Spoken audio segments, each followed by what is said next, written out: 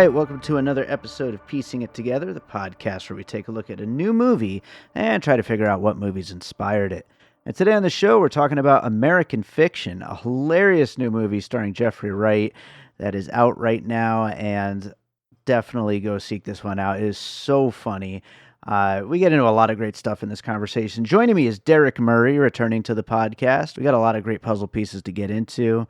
And that's coming up here in a second. Before we get to the conversation, though, I do want to remind you, as always, to make sure you're subscribed to Piecing It Together wherever you listen to podcasts. You can follow us on social media at Piecing Pod and join our Facebook group, Popcorn and Puzzle Pieces, where we continue the conversation about all the movies we talk about here on the show.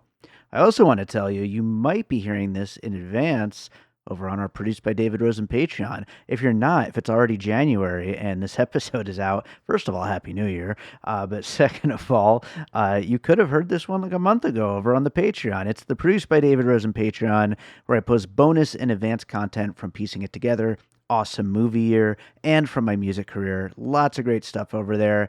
I appreciate you being out there listening, but if you want to support the show in that way, check it out, patreon.com/bydavidrosen.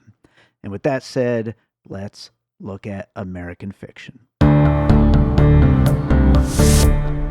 All right, Derrick Murray's with us to talk about American Fiction. How's it going, Derrick? It's going really well, man. I'm super excited about this one. I caught this one at TIFF, and I remembered when I saw it, I was kind of in a place where I'd already seen like 3 films, and I was just like, I was crumbling under the weight of the festival. Yeah. And I didn't know really anything about it. And then it just absolutely wowed me. It like woke me up. I didn't need any coffee. I was just totally into it. So really excited to talk about this one. Right on, right on. Yeah, no, I also went into it pretty blind myself. Like I watched it on a screener, and I had heard so many raves about it, but all I really knew, Jeffrey Wright and hilarious. Like that's Yep. like the bulk of what I knew going into this. I didn't know anything about what it was going to be. So it was really interesting. I know also Cord Jefferson, it's his directorial debut, at least as a feature filmmaker. And yeah, this is a really, really funny movie. I think, like, just to kind of throw this out there in my Letterboxd review, I said that it's almost too funny. Like, it's Yeah. nonstop. I was like missing bits because I was laughing so hard during this movie, and I think that's the main thing here. Yeah, no, definitely the same. It is packed with just biting satirical wit. It's probably the funniest I've ever seen Jeffrey Wright, who just absolutely nails that wonderful balance of drama and comedy. But he is just so good here, and you're absolutely right. I've been wanting to check it out again, just because I do feel like I missed a ton of great jokes, and especially because I saw it with the festival crowd. So I saw it kind of at its world premiere, and those crowds are packed, and like not only was I missing the laughter, but the whole crowd is missing the laughter because they're just erupting with this joyous. But it is so funny. I really really loved the comedy in this one. Absolutely. Well, let's get into puzzle pieces. What do you have for your first one here for American Fiction?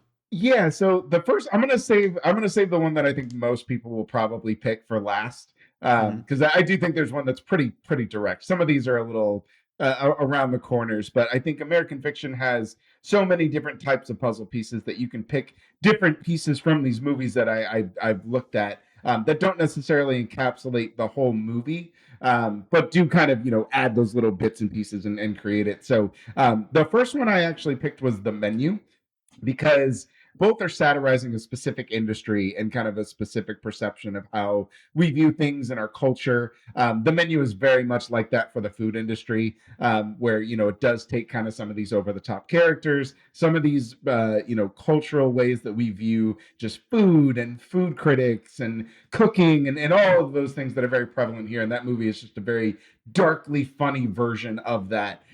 Whereas American Fiction kind of takes that in a little bit more of a lighter tone, but it is still very much doing that. It's very critical of the literary industry, very critical of Hollywood and just what it means to be a Black artist. So it kind of takes a lot of those things and puts them in there.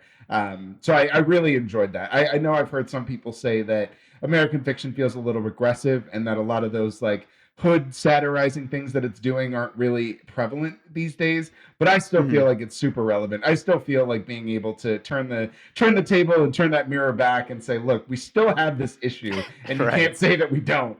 So yeah. Yeah, that's an interesting comparison because you're absolutely right. Like that was one of my biggest criticisms of the movie is that it feels almost like 10 years late Sure. in making some of these points, but at the same time, it is still a thing that a lot of people are still, talking about constantly. These kinds of issues that the movie is bringing up, and the menu as well. I mean, the menu being, about the food industry and critical of like the celebrity chefs and all that stuff, which is a little out of date at the time the movie came out, Right. but there's still plenty to say about it. So I think that's a really good one to kick it off with. I like that. I will go with Wag the Dog from Barry Levinson. Ooh, good. That's a good one. It is a great movie, and again, a different industry, although it is Hollywood adjacent in a way. But yeah, this more political type movie about a like kind of a spin doctor who comes in to hire a Hollywood producer to stage a fake war to kind of take attention away from a president's sex scandal, and obviously very different story, but at the same time dealing with public perception and kind of like playing into what people expect out of in that case politicians and what is happening in the world, and any little rung in the ladder of their whole plan, their whole little scheme, if it gets found out, the whole thing's going to fall apart. And much like Jeffrey Wright's character Monk has written this fake book, well, this book that he's like kind of made up this whole thing for, if anybody finds out about it, or if they find out about the book deal with the movie deal and all that, all these different like aspects, it's going to make the whole thing crumble. And of course, because Jeffrey Wright is brought in to be a book critic in this award, this prestigious award thing, that really threatens to throw the whole thing into upheaval. So there's a lot of layers and tiers where everything could fall apart, and that's something that was like really prevalent in Wag the Dog as well. Yeah, and I do love that, especially in American fiction, and there's some other ones that I have on the list that do something very similar, where Monk is constantly trying to stop the snowball, and Yeah. he's constantly trying to make the situation so bad that there's no possible way anybody would say yes to this, and then instead the film just plays into the naivety of the whole industry that they go from, where they don't really care about the truth. If it's going to sell, it's going to sell. So Yes. they just keep buying into every new thing that he creates, and it's very, very funny. I absolutely love that part. But yeah, you're right. It's one of those things where if any small thing goes wrong, or any person stops to question what's happening, the whole thing can fall apart, and Yeah. nobody is smart enough to do that. They just run with it, and it's great. It's very, very funny. It's very sharp. Yeah, they either don't care or they don't want to know. They just want to reap the benefits and like screw it. So yeah, Yeah, yeah. yeah. And I also think it's interesting the Issa Rae character, who's this other black writer who is kind of into the system of writing these kinds of negative stereotype books, just basically trash because she knows it sells. And Mhm. and so there's a lot between those two characters, and that's where the movie I think gets into some heavier subject matter, and it's not really interested in getting too deep into that because I think it's first and foremost a comedy. Oh yeah, definitely. And I love their conversation that they have, where they're kind of going back and forth about, whether or not this is justified and what the machine actually does. And, it does, I think you're right. It does start to kind of scratch the surface. And then it's undercut with this great joke of a white woman going, oh, I think it's so important to push forward black voices, which is just, it just absolutely killed me. And this movie is very much a comedy first. Yeah. And while it's playing with a lot of these ideas, you're absolutely right. It wants to be funny. It wants us to laugh at these things Yeah, as its first goal. absolutely. Well, let's go on to another piece. What do you got next? Yeah, so this one I'm actually going to take a stab at the drama Mm. here, because as funny as this film is, there is a whole kind of separate section of this movie that is very much a family drama. Mm. And so there's probably better ones, but this is just the one that kind of conjured up recently in my mind, mainly because this one's a bit more centered on the holidays. But I went with Soul Food. Um, Okay. because I think that there's not a lot of outside of kind of like the Tyler Perry creations, Mhm. there's not a lot of kind of black family dramas in that vein, where it is people coming home experiencing very difficult things in their family. This one has death, this one has unexpected death, this one has things that are kind of bringing people together, which is also highlighting the things that separated them in the first place. Monk is a very kind of standoffish person when it comes to being vulnerable, and I think there's a lot of Sure. that in this movie as well. And the people that really grounded them are unfortunately, I don't want to spoil anything, but the people that truly ground them and hold them together are no longer there, and one of the reasons they're coming back is because of this. And Soul Food has a lot of that. Like I said, Soul Food is probably a bit of a stretch, but it does kind of highlight some of the family drama that I think exists here, that again is really taking a backseat to the comedy, but it is all still Yeah. there. I mean, that's where Sterling K. Brown really shines, is in some of more of those like tender family moments. So I really enjoyed that aspect of it, and it doesn't get talked about enough. But I did think that something like Soul Food has a lot of those similar kind of veins in that way in the drama. Yeah, no, you're absolutely right. Like that is a kind of a difficult one to bridge a connection to because it is kind of a backseat here in the movie, but absolutely that's where Sterling K. Brown gets to shine, and he's so funny in this movie. Every scene Yeah. he's in, so it's great that they go there just so if nothing else so we could get some of that. But yeah, great one there. I'm going to possibly steal what you were talking about as a later puzzle piece because I think we should just get it out there in the open. Spike Lee's Bamboozled. Yep.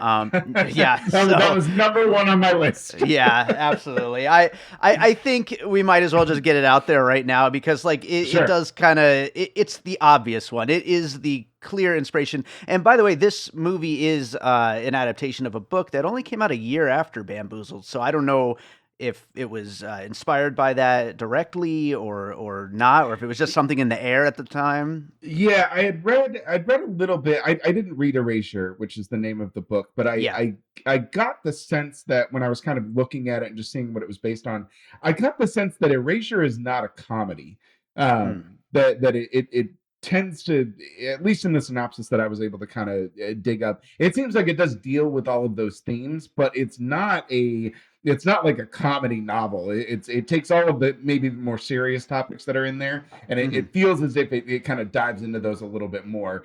So I think that comedy layer is what really relates it back to Bamboozled when you think of just kind of how that whole scenario plays out. Yeah, absolutely. And I could see that too, because I mean, it must be, I mean, obviously, I'm just, a white guy, but like, it must be like an incredibly frustrating thing, for any black artist to, see what rises to the top kind of in pop Sure. culture. So Yeah. it's like, it's definitely ripe for both sides, whether it be a frustrated, angry portrait of all that happening, or something like American Fiction, where it's just more taking on the comedy aspect, and Bamboozled as well, doing that too. But yeah, I think it's hard to have this conversation without getting that one out in the open. So Yeah, no, definitely. And Bamboozled is such a revolutionary piece of work. I feel like people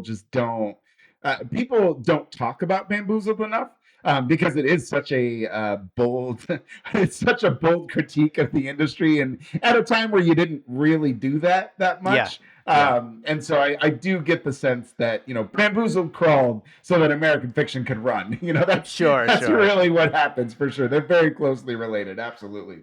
I was surprised when when I brought it up to see when it came out. I wanted to get the date. I saw the the Rotten Tomatoes rating. It was like 50% or something. I was surprised that generally speaking, the reviews weren't that great at the time. And I guess people maybe weren't ready for that kind of satire at that moment. But I remember it being great. I haven't seen it though in like probably 20 years.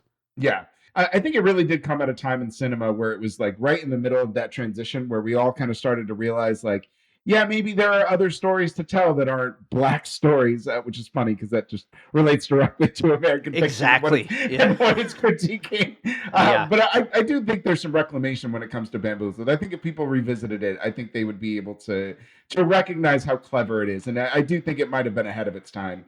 Yeah. in a lot of ways. And like I said, I think American Fiction is born out of Bamboozled. Like you would not have American Fiction if it was not for kind of some of that groundwork that Bamboozled laid down for sure. Totally, totally. Well, what do you got for your next one? Yeah, so I'll stick on the same train. Actually, this was one that I really just found to be another similar puzzle piece. But that would be the producers. Yeah. The producers is kind of the white version of Bamboozled, if we're being honest. Yep. But the producers also has just that heightened comedy. And it's got the fake it till you make it vein in there, and they stop this, they start this unstoppable snowball, and this train that just can't be derailed no matter how much they try. So yeah, I think the producers in balancing out the comedy with just the critiques of the industry, I do think that the producers lines up pretty well, because the producers is absolutely hilarious. So I think it nails that portion of it as well. I'm so glad you brought it in because the whole reason I wanted to get Bamboozled out there was just so we could get to the producers afterwards. I love it. Yeah, so you have to have it on there too. Yeah, it's such a funny movie, and I think there's plenty of parallels between Springtime for Hitler and Fuck. The book here. So great stuff. Great stuff. Yeah. Oh, it's so good. Since you got that one in there, I am going to go to a movie I bring up way too much on this show, but I think I have a good reason to bring it up here, and that is Adaptation from Charlie Kaufman and Spike Jonze. Yeah. You've got this character who, much like Charlie Kaufman's character in Adaptation, is so caught up in what people will think of his writing and is so stuck in his head that it's blocking him creatively, and it leads to him throwing out there this thing that in all seriousness should not work whatsoever. And that's all of what Adaptation is in a much more meta way. This isn't really so much meta as it is just like a setup for a joke and for a very funny series of happenings from that point forward. But yeah, just the way that a creative person, in both cases a writer, is so stuck in their own head that it really just throws them into a situation where they're going to write something that they otherwise never would have went down that path, and they're just like looking at it like, what the hell have I done every step of the way, So. Yeah, no, that's a great pick. And that one also too, it's got that literary connection as well. Where some of these are, a lot of the ones that we picked are focused on kind of like the Hollywood aspect and just the overall industry aspect of things. And I think Adaptation ties in a little bit better to just the literary parts of that, which we don't see a lot. And I think that's one of the things that American Fiction has going for it, is that it does kind of like The Menu, where it focuses on something that we all kind of know, but we don't really engage with on an industry level. And I think you've even seen that a lot with kind of classical music. I think people have taken on the classical music industry and just with Tar, and there's another film called Days of Happiness, which also kind of peels that curtain back of the world of conductors and classical music and that type of thing. So I think it's really interesting that they are trying to tackle and satirize different industries that we don't talk about a lot. Yeah, no, absolutely. What do you got next? All right, so this will I think this will be the last one that I have. I think that was 5. Sure. But this one, again, just kind of blending that comedy and industry satirization. I went with Get Shorty. Nice. Which I just love that movie. I actually saw it really late in life, and then ever since I saw it, I was like, well, this is a masterpiece. This is just great. But that one also, it's got the way that people and the way that Hollywood kind of glamorizes scripts and how to acquire them, and just again this faking it until you make it, and then people trying to recreate a world they don't really understand, and so in Hollywood just trying to take the worst parts of those types of things and putting it together in something successful. Definitely feels like parts of American Fiction are taking stabs at that as well. And again, with that comedy, it's all in there too. So I picked Get Shorty for that one. Right on. Yeah, that's a great one. And as far as this particular industry is concerned, I mean, It's a great one to include on the list for sure. So I like that a lot. I've got one more full one and then one that's kind of like just like a little one. But I'm gonna start off with Atlanta, the TV show, Oh which yeah. such a great show, and just the exasperation on Donald Glover's face as he's like caught in between these two worlds of art, of like, the much more the grimy kind of, underground stuff, to the more mainstream kind of stuff, and where he just, you could tell that he's so caught in between and just doesn't know where he fits in any of that stuff. And I feel like that's kind of where we see Monk at this point, where he's like, what, I want a career, but I don't want to have to give in to what's popular necessarily. I want to do stuff Right. that has more artistic merit, and but he sees that that's where everything is going, and so just that feeling of being stuck in between two forms of the art world is something that I saw a lot of comparison to Atlanta with. Yeah, that's a great pick. I think one of the things that really makes Atlanta such a great show is it is so smart in balancing those worlds and really just kind of demonstrating that, like, yeah, there's no straight and narrow path, and you're always going to be existing in kind of this, yes, I want my art to mean something, but meaningful art doesn't make money. Like Sure. that's just, you know what I mean? Like that's just kind of the reality. And I think both of them, play with that and satirize that and really kind of dig into that a little bit. So that's a great comparison. That's really solid. That's a good puzzle piece. I like that a lot. Right on. The last one that I have here, you mentioned it earlier with that one white woman at the awards, situation, and then there's plenty of other Adam Brody's character, all these like Yeah. very like played for jokes white people. They all reminded me of Bradley Whitford and Get Out with the I'd have voted for Obama for a third term if I could. It just seems like that character is weighs heavy over this whole movie, really. That is, I love that small puzzle piece because it's so good, and that is truly one of my favorite performances in Get Out. Like Get Out is Yeah. already one of like my favorite movies of the last like 20 years. But his that whole like I'm gonna absolve myself because I love Yes. Obama. It's just so great, and you see that permeated through almost every white character in Yeah. American fiction, in different ways, and it's done very very well. It's very funny. Yeah, that's a great small one. I like that a lot. That's very good. Awesome. Well, I will read down our list of puzzle pieces here and we'll get into some closing thoughts. But we talked about The Menu, Wag the Dog, Soul Food, Bamboozled, The Producers, Adaptation, Get Shorty, Atlanta, and Get Out. Yeah, there's a lot of really funny stuff in here. I was also thinking a little bit with the reenactions of like what the as he's typing out the story. I was thinking a Mhm. little bit of My Name is Dolomite when they're like creating the Yeah, Dolomite movie, and just those big stereotypical characters. right. I Keith David shows up. He's so funny. It's so good. Two Yeah. minutes of Keith David is enough to see the movie. Like Yeah. he's so good in this. No, and that's great. And it's funny. I was even thinking of things like "Don't Be a Menace," Hmm. when they're going through that recreation, where it's just so over the top, overt, just stereotype, trope, cliche. Like every terrible thing you've seen in any hood movie, in any hood TV show, is all packed into this small, just kind of quick 3 to 4 minute scene of him typing this out, and it's just so funny. That scene is riotous to me. But Absolutely. you definitely see that. Yeah, and it's extra funny because just the look on Monk's face is he just can't believe he's writing that. Like Yes. he's just he's so just like, oh God, what am I doing? Yeah. No, it's fantastic. Yeah. Yeah. Really good. Right on. Any closing thoughts? Anything we didn't quite get into you wanted to mention?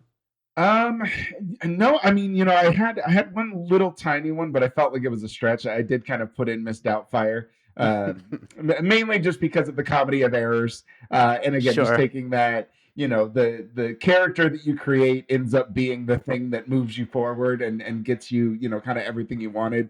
No, that's Um, cool. Yeah. so, but yeah, I mean, overall, I just think American Fiction is just this lightning bolt of hilarity. You can talk about its regressiveness, but overall, I mean, it's just the performances are just absolutely incredible. The movie is so funny. Cord Jefferson, just really taking all of those television skills and those writing skills that he has for things like Blackish, and just really, taking the reins and just finding that perfect balance. Because the movie does have drama, it does have, kind of some meaningful conversations that happen, but him being able to just keep that hilarity all throughout is just so good. I really, really loved American Fiction, and it was fun to kind of peel it apart and be like, okay, well, what are things that it reminds you of? So. Right on, right on. Well, thank you. I'm glad that we did this one. I think we got into a lot of good stuff here. But yeah, I think that does it for American Fiction. Is there another movie you watched recently you'd like to recommend to our listeners? Yeah, I have two that I would highly recommend. One would be May December, which I just adored. I've been sitting on I've actually split it into two pieces because I have so much to say about it. But it's taken me over a week to actually like get words onto paper because that movie is just so packed and so layered and just so. I just love everything about that movie. It might be one of my favorites of the year.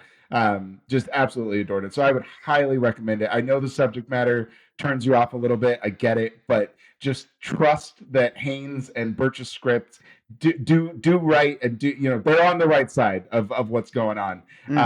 But yeah, May December, and then this one is a surprise for me because I don't like monster movies and I'm not a kaiju fan by any stretch. But Godzilla -1. Where did that come from? Because that movie was freaking incredible. I can't recommend that movie enough. They just extended its theatrical run. They were going to pull it. They were going to give it a week. Right. And then they were going to pull it from the theaters, which just blows my mind because there is no better way to see this movie than on the biggest screen you could possibly find.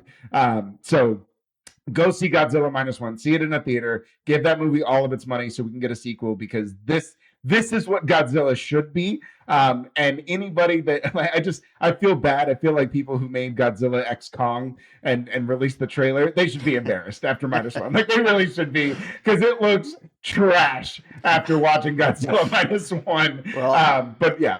I do love some monster trash, so I can't wait for Godzilla X Kong. But I will say I saw Godzilla -1 in 4DX, and what an experience that was! What a roller coaster that must have been! Oh, it was wonderful. It was so great, and yeah, I totally agree. May December, one of the best of the year for sure. So great picks there.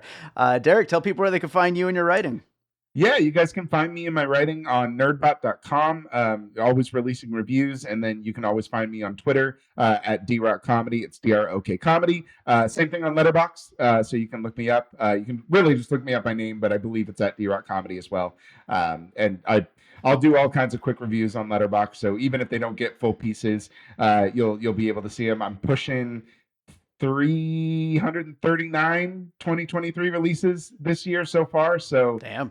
Hoping to get to maybe one new film a day for an entire year. I might be able to do it. There's like 90 movies coming out in the next 3 weeks, so if I can get some of those, I think I'll be okay. We're insane. You do realize that, right? The both of us? I know. Yeah. Oh, I know. No sane human being should watch that much cinema. Like, I don't care how big of a cinephile you are, that is way too many movies in a single year. Awful. But hey, we got to do it. Derrick, thanks so much for joining me on the show again, and hopefully we'll get you back again sometime. Awesome, man. Thanks so much for having me.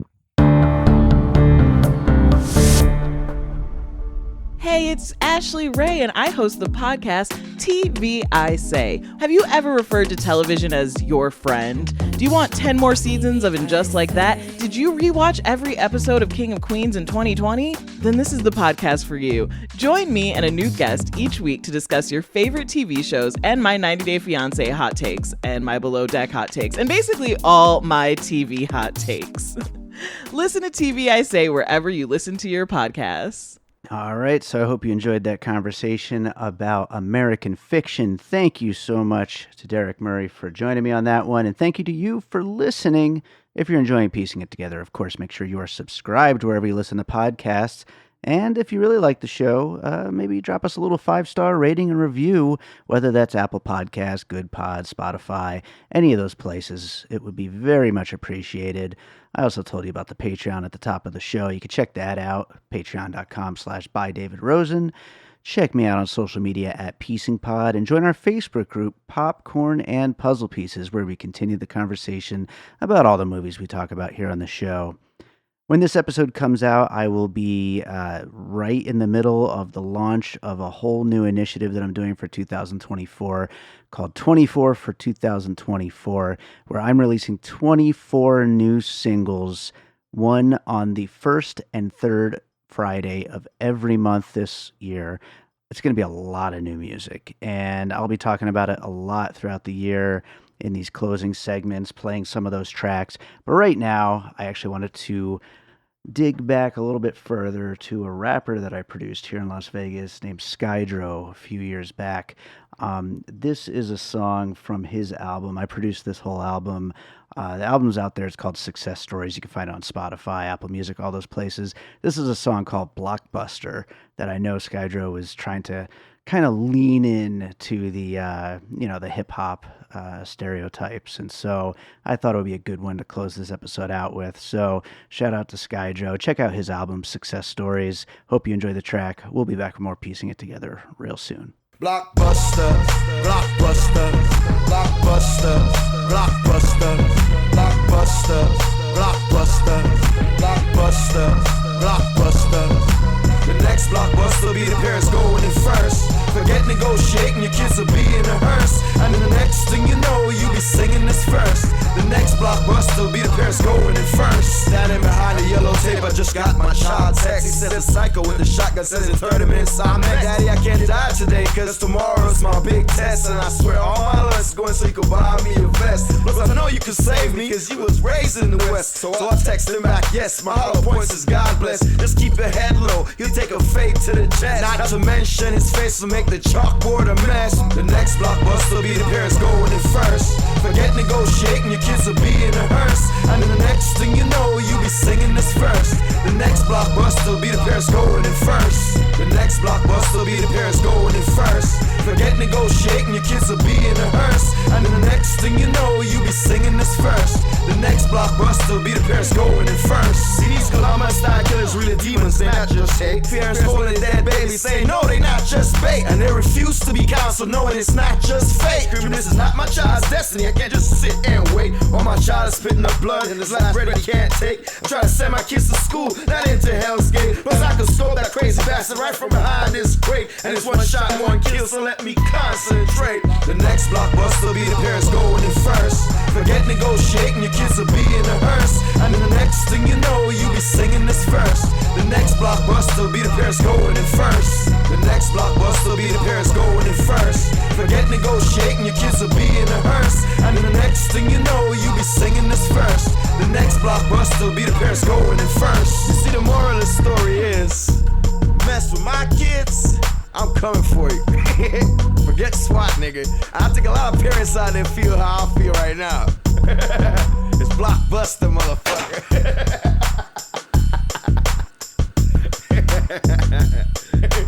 I'm just kidding, officer. We'll just wait. Blockbuster, blockbuster, blockbuster, blockbuster, blockbuster, blockbuster, blockbuster, blockbuster, blockbuster, blockbuster, blockbuster, blockbuster, blockbuster, blockbuster, blockbuster, blockbuster, blockbuster, blockbuster.